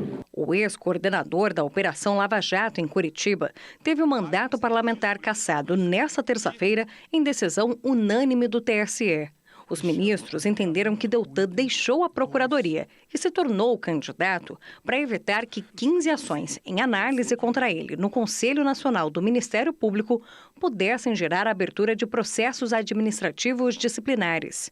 Isso porque a lei da ficha limpa prevê, entre outros casos, que membros do Ministério Público que tenham pedido exoneração na pendência de processo administrativo disciplinar ficam inelegíveis pelo prazo de 8 anos. Quando era procurador, Deltan havia sido punido em 2 processos administrativos disciplinares. Constata, assim, que o recorrido agiu para fraudar a lei, uma vez que praticou de forma capciosa e deliberada uma série de atos para obstar processos administrativos disciplinares contra si e, portanto, elidir a inelegibilidade. O ex-parlamentar ainda pode recorrer ao Supremo Tribunal Federal para tentar recuperar o mandato. Nesta quarta, o Tribunal Regional Eleitoral do Paraná retotalizou os mais de 344 mil votos dados a Deltan. Como o segundo candidato mais votado nas últimas eleições pelo Partido Podemos não conseguiu atingir o quociente eleitoral, a vaga ficou então para Itamar Paim, do Partido Liberal. A presidente do PT, Gleisi Hoffmann, rebateu em uma rede social a acusação de que se tratou de uma vingança de Lula. Gleisi afirmou que o TSE julgou Deltan pelo fato dele ter deixado para trás processos que respondia como procurador. Em nota, o ex-governador do Paraná, Beto Richa, declarou que Deltan está desesperado e que, como procurador, rasgou a Constituição. O STF, em nome do ministro Gilmar Mendes, informou que não vai se manifestar. Até o momento, os demais citados também não comentaram a fala do deputado cassado. E o general Gustavo Henrique Dutra de Menezes, ex-chefe do Comando Militar do Planalto, prestou depoimento hoje à CPI dos atos antidemocráticos da Câmara Distrital do DF. O militar, ele chefiava o comando, incluindo o QG do Exército, onde um acampamento antidemocrático estava montado e serviu de base para boa parte das pessoas que participaram ali dos ataques aos prédios dos 3 poderes no dia 8 de janeiro. Ele foi exonerado pelo governo Lula. O repórter André Anelli acompanhou esse depoimento, tem mais informações para a gente. André, boa tarde para você. Conta como é que foi. Oi, Viviane, muito boa tarde para você, boa tarde a todos que acompanham o SBT Brasília. O general Gustavo Henrique Dutra de Menezes disse aos deputados distritais que tentou desmotivar a manifestação que ele classificou como sendo contra a democracia. O militar ainda atribuiu a responsabilidade a respeito da permanência do acampamento sobre outras instituições. O argumento foi de que nenhum órgão com poder para dizer que a manifestação era ilegal o fez. Segundo relatos ouvidos pelos deputados distritais em depoimentos anteriores, houve colaboração do Exército em proteção aos invasores que depredaram as sedes dos 3 poderes, uma delas aqui o Congresso Nacional, onde nós estamos. O coronel Jorge Eduardo Naime, da Polícia Militar, que chefiava o departamento operacional da corporação durante os ataques, afirmou que o Exército impediu a retirada de bolsonaristas radicais que ficaram acampados aqui em Brasília por mais de 2 meses. A participação de hoje do general Dutra foi viabilizada após a aprovação de um requerimento de convite, que não era uma convocação. Nesses termos, Dutra não era obrigado a participar do depoimento no âmbito dessa CPI que apura os ataques do dia 8 de janeiro. Viviane. Pois é, André, e um outro assunto também que a gente vem aqui acompanhando é a investigação da Polícia Federal quanto à falsificação de cartões de vacinação, né? Você vem trazendo para a gente aqui sempre uma atualização. Hoje está previsto o depoimento de Mauro Cid, que é coronel do Exército, ex-ajudante de ordens de Jair Bolsonaro, quando ele estava na presidência. Vai ser hoje à tarde, é isso? Isso mesmo, Viviane. Depoimento já está confirmado, então, para logo mais às 2h30 da tarde.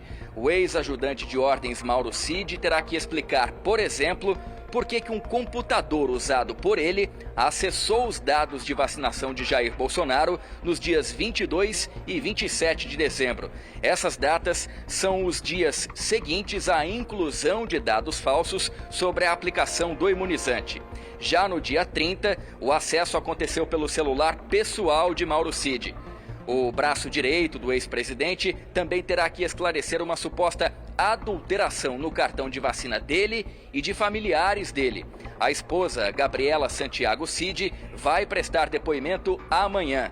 Lembrando que essas audiências fazem parte da Operação Venire, deflagrada pela Polícia Federal na semana passada. Mauro Cid e outras 5 pessoas estão presas pela suposta inserção de dados falsos no sistema do Ministério da Saúde. O objetivo seria conseguir entrar nos Estados Unidos burlando a exigência sanitária de vacinação. Jair Bolsonaro já prestou depoimento durante a semana e negou ter orientado fraudes nos dados de vacinação dele e da filha. Esse foi o 3º depoimento do ex-presidente à Polícia Federal desde que ele retornou ao Brasil, Viviane. Obrigada, viu, André? Uma ótima tarde para você. E a Câmara dos Deputados aprovou a urgência do projeto do regime fiscal sustentável, que vai substituir o teto de gastos do governo federal. O ministro da Fazenda, Fernando Haddad, disse que a aprovação do texto vai levar à retomada do crescimento do Brasil. Vamos ver.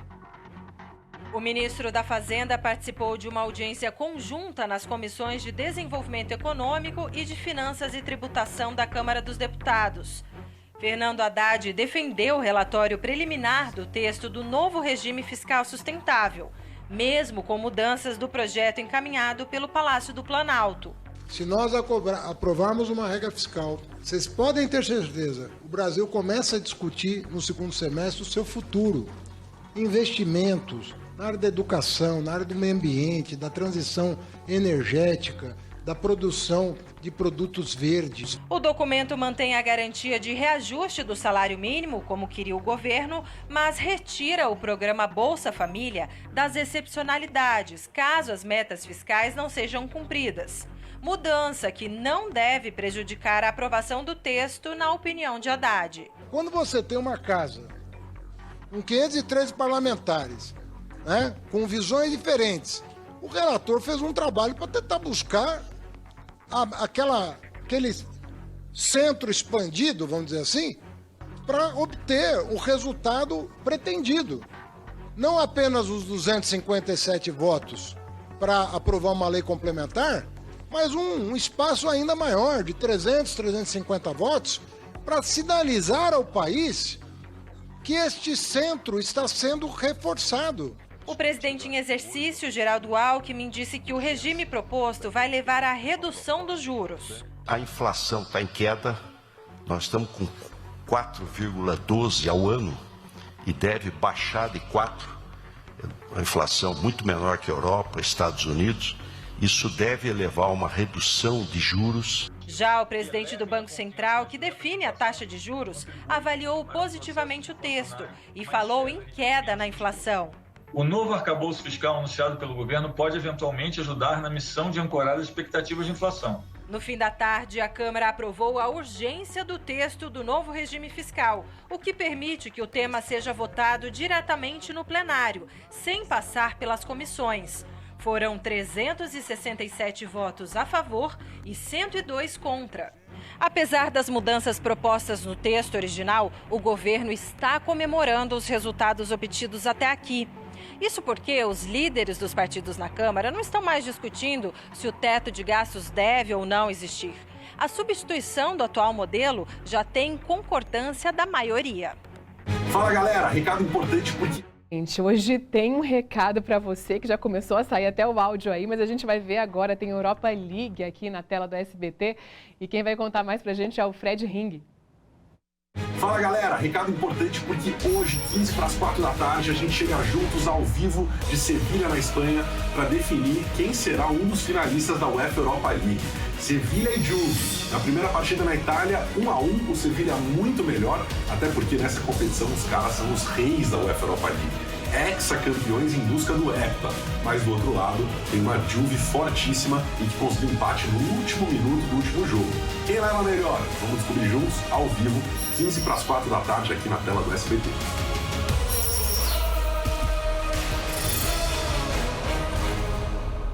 Tá aí o recado, esse jogo promete muita emoção, viu? A gente vai para o intervalo, na volta a gente vai conversar sobre violência sexual contra crianças e adolescentes. Vamos conversar com uma psicóloga para a gente saber orientar, alertar as nossas crianças. Me espera, eu já volto.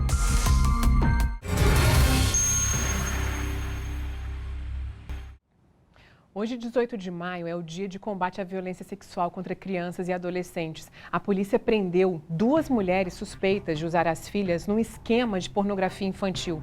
Um homem pagava até R$ 4.500 para fazer programas com as mães e as crianças. Ele está detido desde o fim de abril. As mulheres eram escolhidas em sites de prostituição ou aliciadas em instituições de caridade. O foco era sempre mãe com filhas. Convida essas mulheres para sair, se aproxima, inicia uma relação onde desde o início é combinado valores através de uma tabela de valores, onde é estabelecido o tipo de programa sexual a ser realizado com a mãe e depois com a criança. Nesta conversa, o homem combina com uma mãe o valor de cada abuso com a criança. O banho sai por R$ 450. O investigado oferece R$ 4.500 pelo programa completo com mãe e filha. Ele agia de forma a parecer o mais natural possível, a parecer um ambiente familiar, como se ele quisesse ser o padrasto dessas meninas, dessas crianças, quisesse cuidar. Uma influenciadora digital foi presa nesta quarta-feira em Cachoeirinha, na Grande Porto Alegre, acusada de aliciar a filha de 7 anos. Na capital gaúcha, uma mulher de 23 anos se entregou à polícia. Ela é investigada por usar as 2 filhas no esquema. Joelson Silva Rosa, de 41 anos, foi preso no dia 27 de abril na casa dele, no litoral gaúcho. Um apartamento nesse prédio era usado para os crimes. No local, a polícia apreendeu produtos sexuais e medicamentos controlados. No mesmo dia, uma mulher foi presa e as 3 filhas encaminhadas para exames que confirmaram os abusos. A perícia conseguiu recuperar os dados de computadores e celulares que o suspeito tentou destruir. 10 mulheres que participaram dos abusos com as filhas já foram identificadas. Segundo a polícia, o homem era especialista em tecnologia da informação e produzia pornografia infantil. É bem consumido, tem bastante valor na Deep Web, Dark Web. Tem muitas pessoas que acabam buscando esse tipo de material, que compram, né? Então, nós estamos ainda identificando todas essas questões. E com base na lei Henri Borel, aqui no DF, a Polícia Civil prendeu mãe que espancou a filha de 4 anos. O delegado Laércio Carvalho vai falar com a gente ao vivo agora sobre essa ocorrência. Doutor Laércio, boa tarde para o senhor. Muito obrigada, viu, por aceitar o nosso convite, estar aqui conversando com a gente. Doutor Laércio, foi a avó da criança que percebeu essas agressões? Boa tarde, Viviane. Boa tarde aos telespectadores. Caso absurdo, a própria avó recebeu um telefonema da neta e pela conversa, pelo ar de choro, percebeu que algo estava errado com aquela criança de 4 anos. Começou a se aproximar dela fisicamente, procurou o local onde ela se encontrava e ali foi revelada a situação de agressão grave que a mãe tinha praticado contra sua própria filha de apenas 4 anos. E foi a avó que prestou ocorrência? Na realidade, nós ouvimos diversas testemunhas no caso. Nós tivemos a colaboração do Conselho Tutelar, que prestou assistência à criança, que colaborou com a investigação, tivemos a avó da criança e, por fim, a própria mãe, durante seu interrogatório, ela foi até, comportou-se de forma sádica dizendo que a criança havia comido os alimentos que seriam para a irmãzinha mais nova e por isso resolveu espancar a criança. Então ela acabou por confessar o delito. E esse foi um ato isolado ou os vizinhos já manifestaram outras violências, outros casos em relação também à mãe com essa criança? Sim, essa jovem mãe, ela tem 4 filhas, em poder dela estão apenas 2, os outros 2 deixaram de conviver com ela, dada a sua agressividade. Os vizinhos relataram que não aguentavam mais ouvir barulho de criança chorando, em uma conduta que indica que ela vinha espancando. Houve até uma testemunha que falou, nos últimos 30 dias ela tornou-se mais agressiva, tem repetido mais essas condutas violentas. Então ela é uma pessoa que não tem nenhum temor pela lei, nenhum receio da repressão do Estado, ela agride, confessa e se for solta, se for liberada pela justiça, vai voltar a agredir. Como o senhor mesmo acabou de dizer, ela tem 4 filhos, 2 já não estão com ela porque sofriam agressão e violências, e agora com os pequenos novamente cometendo esse tipo de crime. E ela está presa e qual é o crime que ela responde? Ela está respondendo pelo crime de lesões corporais, porque como dá para perceber nas imagens, a criança está bem lesionada, com hematomas, com vermelhidões, com arranhões. Ela também irá responder por maus tratos, com um agravante de que, a partir da edição da Lei Henri Borel, nós temos a possibilidade de afastar essa jovem mãe do convívio de seus filhos. Então, será feito um trabalho aí em parceria do Conselho Tutelar com a Vara da Infância, ou seja, toda uma rede de proteção, visando a mãe não tenha mais contato com suas filhas, já que ela é uma pessoa completamente despreparada psicologicamente para lidar com as próprias filhas. E as crianças vão ficar com quem agora, Dr. Laércio? Bom, para a sorte, né, desse conjunto macabro, nós temos aí a avó, que é uma pessoa muito consciente, muito responsável, que se dispõe a ajudar, não é? Mas se não houvesse esse apoio familiar, nós iríamos buscar através das casas-abrigo ou de uma família substituta. A lei, inclusive a Lei Henri Borel, coloca mecanismos que possibilitam essas crianças saírem da influência dessa mãe agressora e serem protegidas tanto por alguns órgãos públicos como por familiares e pessoas que se dispõem a ajudar nesse momento.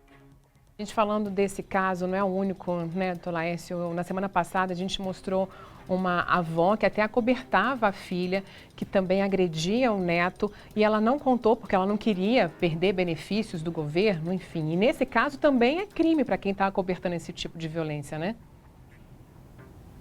Claro, nós estamos inclusive investigando essas questões. Essas crianças são vítimas de violência dentro do ambiente doméstico, familiar, muitas vezes um parente protege o outro.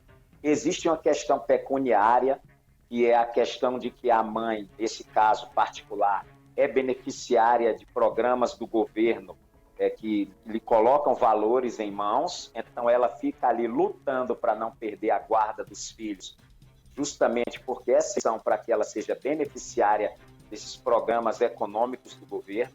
Então, nós da polícia vamos trabalhar em todas as frentes para que ela perca esses benefícios financeiros, que esse dinheiro vá para a mão de alguém que realmente queira proteger essas crianças, e vamos trabalhar para que ela perda definitivamente a guarda dessas crianças, porque uma menina linda de 4 anos não merece ser espancada, ser judiada por alguém que tinha que protegê-la, a mãe.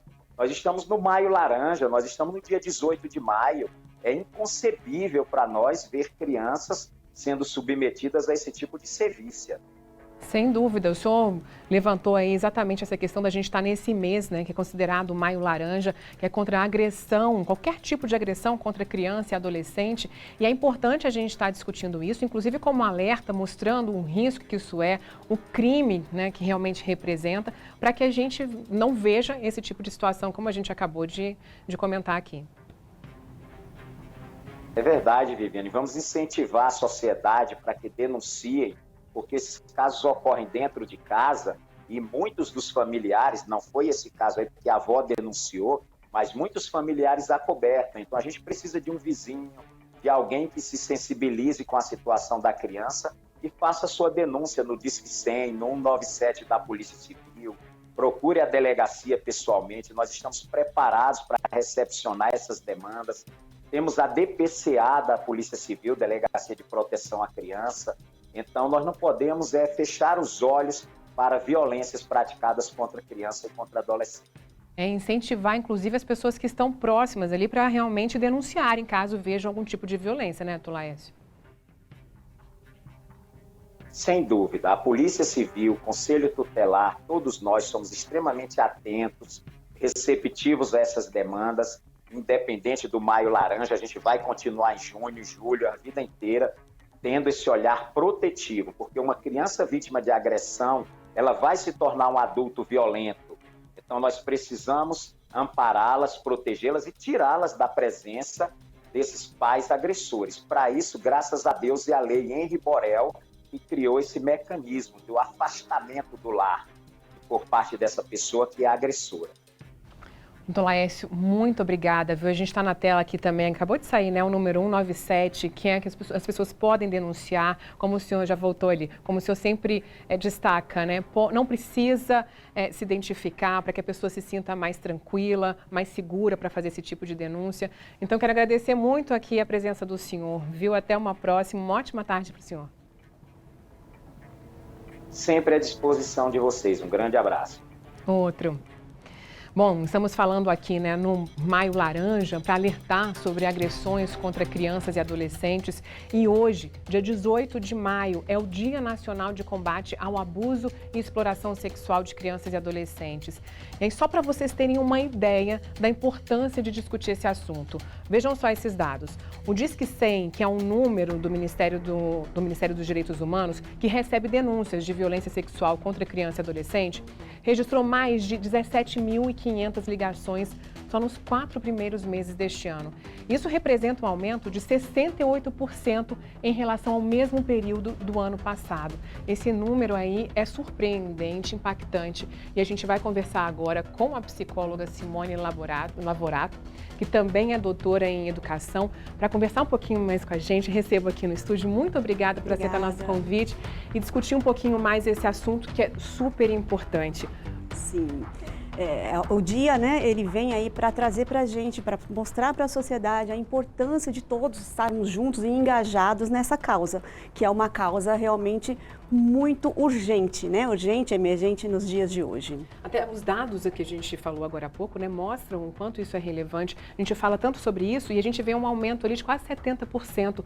Como é que a gente pode conversar com crianças e adolescentes e mostrar a diferença de um carinho para um abuso, para que elas também consigam reparar isso? Sim, então olha só, o abuso, ele é muito extenso, então às vezes as pessoas pensam que o abuso é só o ato em si, concreto, né? E não, às vezes uma fala, né? Às vezes a própria negligência de deixar que a criança tenha acesso a conteúdo inapropriado, né? Então a violência, na verdade, o abuso, ele é muito mais amplo e é muito importante que o adulto, que ele tenha maturidade para isso, ele precisa conversar com a criança para entender e para poder explicar. E a gente vê que mesmo, né, nos dias de hoje ainda é um tabu conversar sobre esses assuntos com a criança. Mas se não são os adultos conversando com as crianças e explicando o limite, né, do que é realmente possível, do que o corpo dela, ela tem que cuidar desse corpinho dela. E aí é a questão de realmente alertar e instruir essas crianças para que elas próprias possam se defender.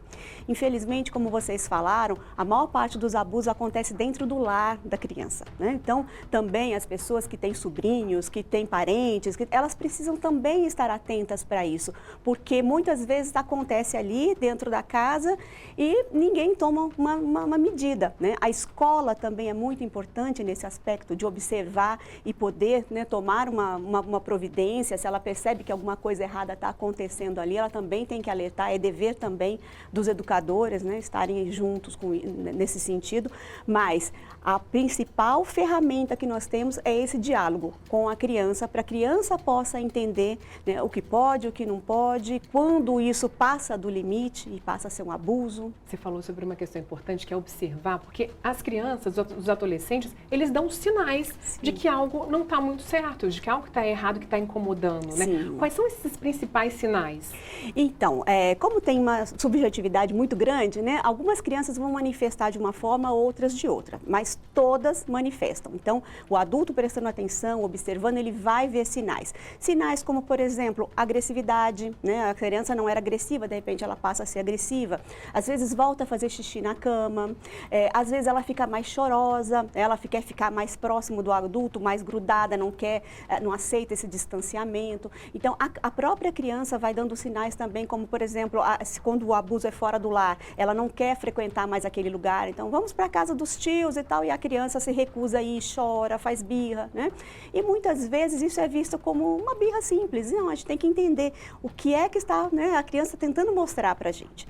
Já os educadores na escola, né, os psicólogos, a gente percebe muito também no conteúdo que ela traz, sem ser o conteúdo verbal. Então, um desenho que essa criança mostra violência, né? Às vezes ela pega o boneco na sessão ali e bate no boneco. Então, ela vai trazendo ali para você elementos para você observar e ver que aquele comportamento não é um comportamento dentro do esperado para aquela idade, né? E aí é um sinal de alerta. E para a criança menor, às vezes é até difícil, ela não consegue nem se expressar muito bem, mas quando já começa a ter mais idade, já fica um pouco mais fácil, mas é muito difícil, né? Porque às vezes tem vergonha do que aconteceu, né? Se sente culpada, e é importante que perceba que está sendo vítima de uma violência, né? E ela precisa desse acolhimento também para ela se sentir encorajada para contar. Isso. Porque você veja bem, mesmo os adultos que já têm a questão neurobiológica formada, muitas vezes eles se sentem culpados por aquilo, né? A criança, ela se sente muito culpada por aquilo, como se ela tivesse permitido que aquilo acontecesse. E aí vem o medo de falar. Então, se ela encontra um ambiente, né, acolhedor, aí ela consegue falar e ela consegue dizer o que aconteceu. Senão, ela vai se fechar. Por quê? Porque ela vai se sentir culpada por aquilo que aconteceu, né? E a gente sabe que hoje, por exemplo, o amadurecimento neurobiológico do adolescente, que a gente está falando de crianças e adolescentes, né? Isso. Ele vai hoje até aproximadamente 24 anos, que quando essa parte nossa do lobo pré-frontal, ela realmente fica madura para a pessoa entender as coisas e poder tomar decisão. Então, a gente tem aí uma criança totalmente vulnerável. E é importante destacar realmente essa questão da idade, porque muitas vezes as pessoas acham, 15 anos já está preparado, aí não, né? Tem uns 24 anos, então, que é considerado para fechar essa adolescência. Isso, a fase da adolescência para passar para a fase adulta, porque são amadurecimento do cérebro que vai determinar essas fases, né? E esse amadurecimento ele só vai se dar completo aos 24. Então, para poder tomar uma decisão, né, os adolescentes acabam se arriscando muito mais em situações perigosas, porque essa região ainda não está realmente formada, né? E é importante, como você estava me falando, né? A conversa, Sim. Porque essa observação também vai ser do momento que você está ali com a criança, né? De deixar esse espaço de diálogo para a criança, para o adolescente. Isso, a criança tem que se sentir protegida. Aí ela vai falar, ela vai conseguir contar, ela vai, né, conseguir se expressar. E esse acolhimento, ele é assim, no dia a dia. Não adianta você sentar com a criança e falar, olha, eu estou pronta para te ouvir, me diz o que aconteceu. Não, ela vai sentindo essa segurança no dia a dia, né? No como você trata a criança. Ao longo da história e da humanidade, as crianças, elas nunca tiveram voz, elas sempre foram tratadas como mini adultos e fora do contexto social. Mas as crianças têm voz, então você escutar a sua criança todos os dias, perguntar, como é que foi seu dia, meu filho, né? Como é que foi seu dia, minha filha? Isso é importante para a criança ir ganhando confiança e saber, eu posso contar com o meu pai, eu posso contar com a minha mãe, com a minha avó, enfim, com alguém que esteja próximo aí dessa criança, né? E que possa fazer essa escuta. Ou até mesmo na escola, né? Porque às vezes a gente vê essa necessidade. Sim, na escola muito importante também, né? Agora você falou também sobre falar com a criança, sobre a importância do corpo, né? O que pode ser tocado, o que não pode. Às vezes os pais ficam com receio ali, até onde pode conversar, até onde pode falar. E também a comunicação, que com criança já pode começar desde pequena, Sim. inclusive com alguns desenhos, Sim. com alguma forma de dizer, né? Olha, aqui não é um lugar onde as pessoas vão te fazer carinho, né? Sim. Essa forma de comunicação também é importante. Sim, inclusive nós temos, né, de acordo com as idades, tem vários livros que ajudam os pais a fazer esse papel. Então, de repente, o pai ele fica um pouco mais constrangido de falar sobre isso com a criança, compra um livrinho adequado para aquela idade da criança e junto com a criança vai lendo o livrinho, vai falando, vai explicando, porque também essa questão do visual também fica mais fácil essa comunicação com a criança, né? Mas desde pequenininho, sim, deve falar, deve orientar e deve dar as explicações corretas, porque às vezes ficam fantasiando, achando que a criança ainda é muito pequena para entender, ficam fantasiando e o que acontece com a criança? Quando ela não tem aquela informação, ela vai criando uma formação, então ela pode criar uma situação que não é a real, mas que ela acha que é certo, por falta de informação. Olha, só uma última pergunta bem rapidinho, só para poder falar sobre essa questão da ameaça. Às vezes a criança é ameaçada, o adolescente, mas aí é nesse momento que ela tem que contar ali para os pais, né? Isso, né? Para os pais ou para pessoas próximas, porque como a gente falou, às vezes os pais são os próprios agressores, né? Exatamente. Então ela tem que sentir, né, coragem para dizer para alguém. E isso também faz parte de todos nós, num contexto como irmãos mais velhos, né? Primos, tios, professores, educadores, psicólogos. Todos nós temos que estar atentos para isso e nós somos parte importante nesse processo para defender essas crianças, porque elas estão totalmente vulneráveis. Agradeço muito a sua participação. Eu que agradeço. Viu, por poder ajudar a gente aqui a lidar com os filhos, com os adolescentes.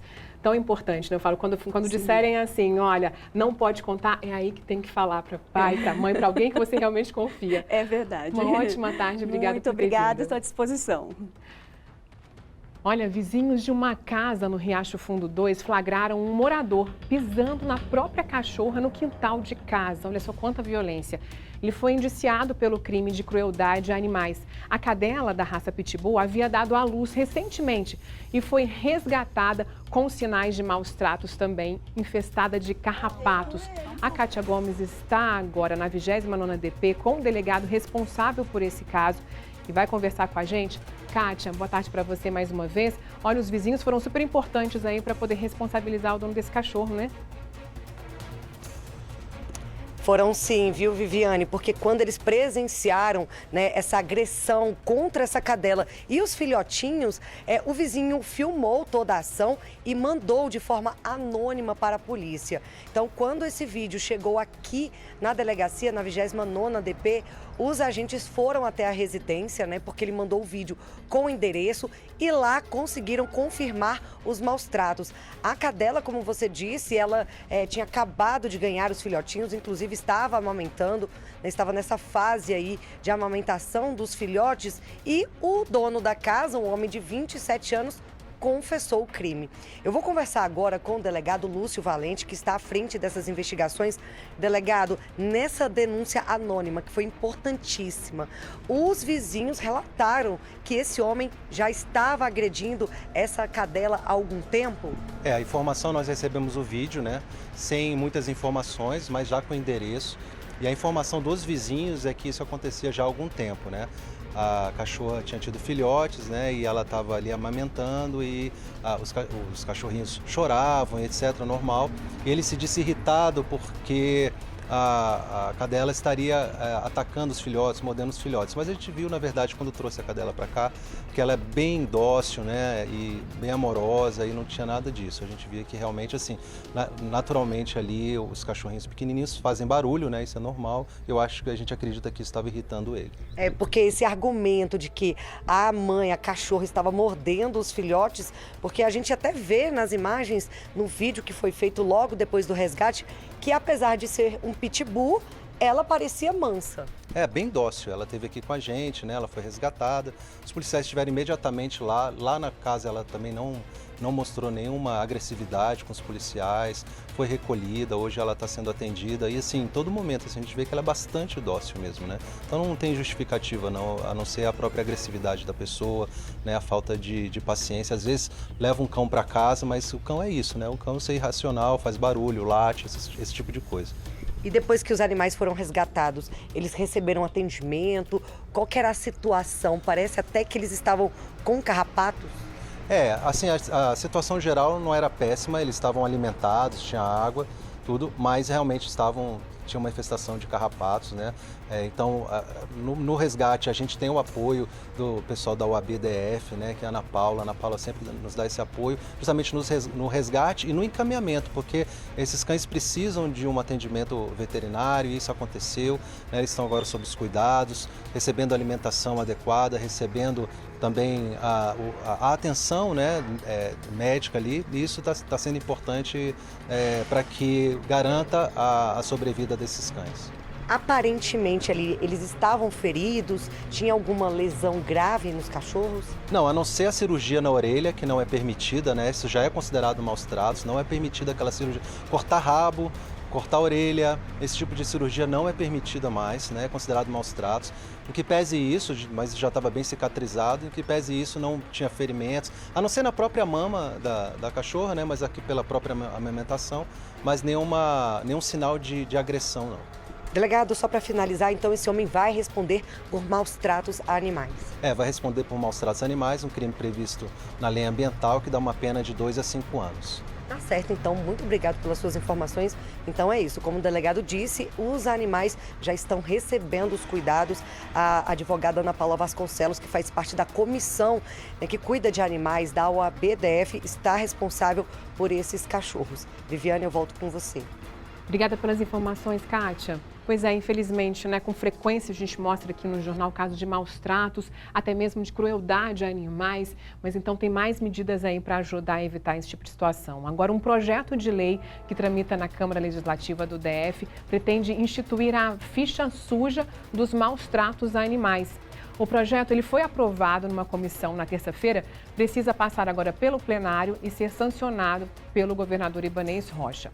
Mas o que prevê na prática esse projeto que a gente precisa acompanhar e que é tão importante que realmente ele passe a valer como lei? Para explicar melhor essa proposta, vamos conversar com o deputado Daniel Donizete, que propôs essa lei. Deputado, muito boa tarde para o senhor, obrigada por aceitar nosso convite. A ideia é criar um cadastro de pessoas que maltratam esses animais? Isso, boa tarde, Viviane, a todos que estão nos acompanhando, é isso. Essa semana, na terça-feira, na comissão qual sou presidente, que é a Comissão do Meio Ambiente, nós conseguimos aprovar o projeto.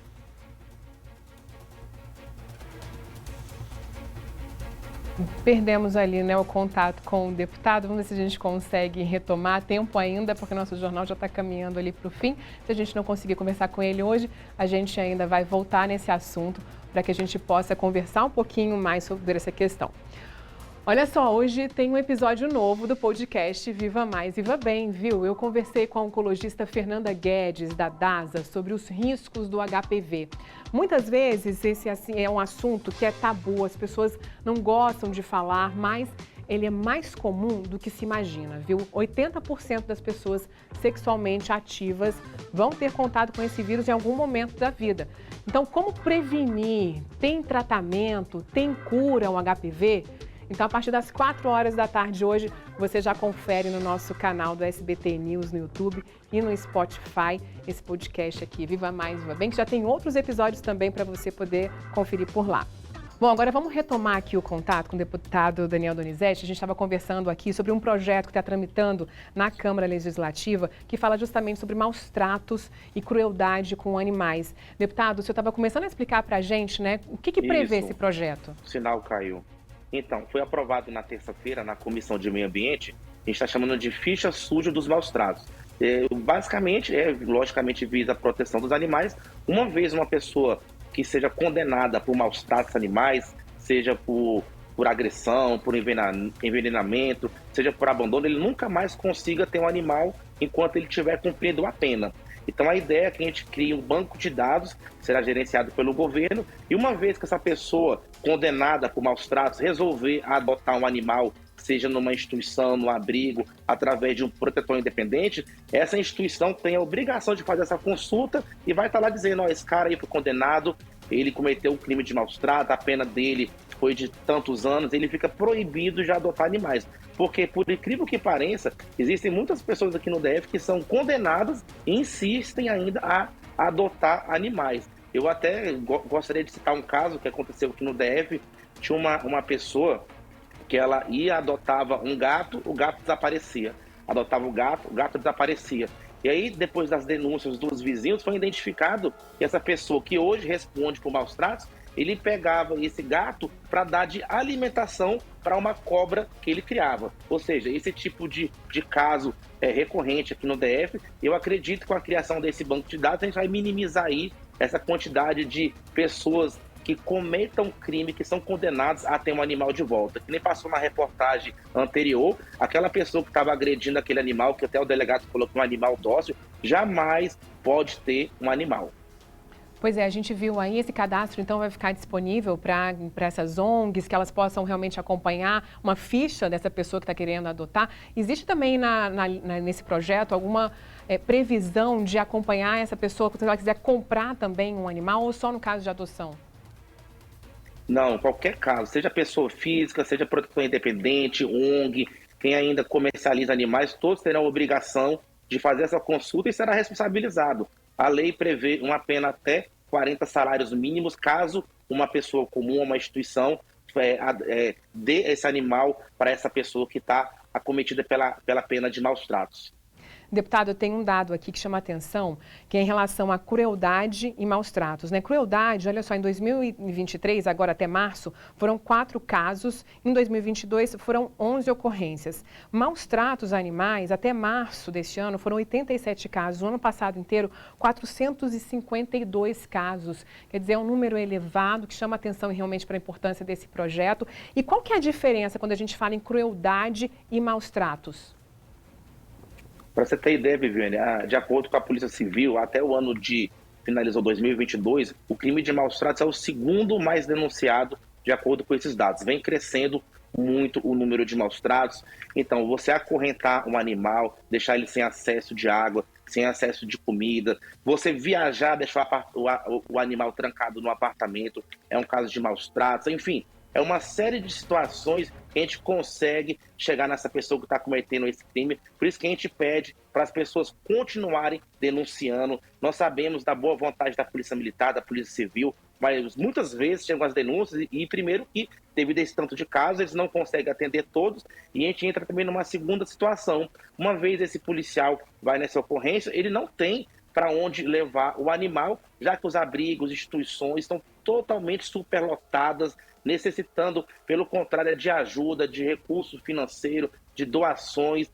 Enfim, a nossa ideia também é que a gente crie um abrigo público para que a gente possa minimizar essa situação. Porque uma vez que o policial for nessa ocorrência, ele tenha para onde levar esse animal. Uma vez com a criação desse abrigo público, inclusive nós já temos aí o compromisso do governador para que a gente crie, tem para onde levar o animal. Levando esse animal para abrigo, ele vai passar por tratamento veterinário, vai ser cuidado. A gente sabe que esses animais de maus tratos sempre vêm com algum tipo de doença. Nesse caso aí, ele estava com carrapatos. E ele, estando bem de saúde, será castrado e será disponibilizado para adoção nas feiras que nós vamos fazer semanalmente e vamos espalhar por todo o DF.